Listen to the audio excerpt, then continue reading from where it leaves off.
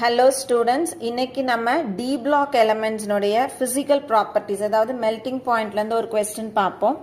Question: which of the following is arranged in order of increasing melting point? So நம்மளுக்கு வந்து melting point increase ஆகிற order கேட்டிருக்காங்க. 4 metals கொடுத்திருக்காங்க. So generally zinc, copper, nickel, iron கொடுத்திருக்காங்க. இப்போ melting point நம்ம எப்படி பார்க்கணும் அப்படின்னா increase in number of unpaired electrons எதுலனா penultimate shell n-1d லையும் ns லையும் சேர்த்து எங்க வந்து number of unpaired electrons அதிகமா இருக்கும் அப்ப melting point வந்து அதிகமாகும்.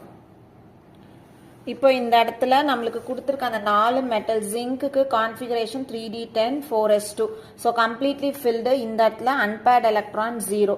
அடுத்தது பார்த்தோம்னா copper 3d10 4s1 s-ல ஒரு unpaired electrons இருக்கு.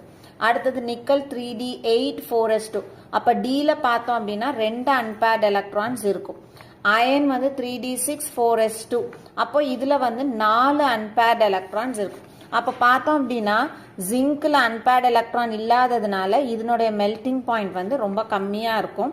அயன் இதுல வந்து அயனுக்கு 4 unpaired electrons இருக்கனால இந்த சீரீஸ்ல நம்மளுக்கு அயனுக்கு ஹை மெல்டிங் பாயிண்ட் இருக்கும். அப்போ ஆர்டர் எப்படி இருக்கும் நம்மளுக்கு இன்க்ரீசிங் ஆர்டர்ல அரேஞ்ச் பண்ண சொல்லியிருக்காங்க. ஸோ லீஸ்ட் வந்து ஜிங்க், அதை விட கொஞ்சம் அதிகம் காப்பர், அதை விட அதிகம் நிக்கல், அதை விட அதிகம் அயன். ஸோ இதுதான் வந்து increasing order of melting point.